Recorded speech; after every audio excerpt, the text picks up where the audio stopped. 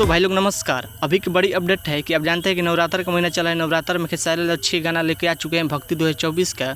वही बीच नवरात्र के बीच खेसारी लाल का बड़ी महंगा बजट वाला फिल्म का फर्स्ट लुक पोस्टर आपसे बीच में आज जारी कर देगा। जी आप देख रहे हैं स्क्रीन पर, इस वीडियो में इस फिल्म का जानकारी दूँ। बीच में कब तक टीजर आने वाला है, किस चैनल पर गाना आएगा टीजर फिल्म का, इस वीडियो में आप सब बीच में पता चलेगा। जो भाई लोग चैनल सब्सक्राइब नहीं किए हैं तो प्लीज़ चैनल सब्सक्राइब कर लीजिए। सबसे पहले ऐसा भोजपुरी लेटेस्ट सब जानकारी जाने के लिए शुरू से अंत तक इस वीडियो में बना रहेगा, आपसे बीच में चैनल पर जानकारी मिल जाएगा।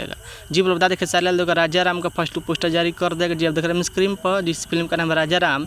इस फिल्म में देखने वाले हैं खेसारी लाल यादव और सोनिका गुंडा और खेसारी लाल यादव और राहुल शर्मा वीडियो में देखने को मिलेगा। और क्योंकि खेसारी लाल यादव निभाए हैं राजा राम का, राम के किरदार निभाए हैं।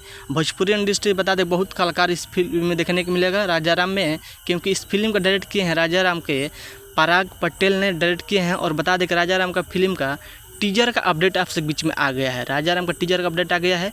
इस फिल्म का टीजर को लॉन्च किया जाएगा आपसे बीच में, यानी कल सुबह 5 तारीख का सुबह 7 बजे सारेगामा हम भोजपुरी यूट्यूब चैनल के बैनर तरह लॉन्च किया जाएगा। क्योंकि सारेगामा हम भोजपुरी यूट्यूब के बैनर तरह फिल्म बनाई गई है राजा राम।